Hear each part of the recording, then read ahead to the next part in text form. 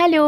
পুজোর শপিং কি তোমরা শুরু করে দিয়েছো? আমার এখনো হয়নি, তাই আজকের আমরা যাচ্ছি পুজোর শপিং করতে। পুজোর শপিং পার্ট 1। বিকেলের দিকে বেরিয়েছি, তাই ভাবলাম জিনিসটা কেনার আগে একটু ঘুরে আসি। অনেকদিন পর বাড়ি থেকে বেরিয়েছি, তাই মনের মধ্যে একটু ফুর্তিই হচ্ছিল।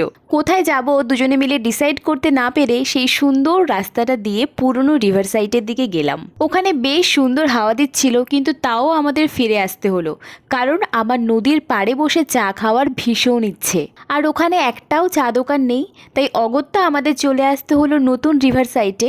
এখানে এসে হাতে এক কাপ চা নিয়ে দুজনে মিলে কোয়ালিটি টাইম স্পেন্ড করলাম। এখন চারিদিকেই শুধু পুজোর ভাইবস, প্যান্ডেল, ঠাকুর গড়া, নতুন জামা কাপড় কেনার ধুম, আরও কত কি। ও, বলতেই তো ভুলে গেছিলাম, আসলে আমরা আজকে নিজেদের জন্য জামা কাপড় কিনতে বেরোইনি, বেরিয়েছি ফোনের জন্য একটা নতুন কভার কিনতে। কভারের এমন হাল, তাই ভাবলাম পুজোর কেনাকাটা এখান থেকেই শুরু হোক।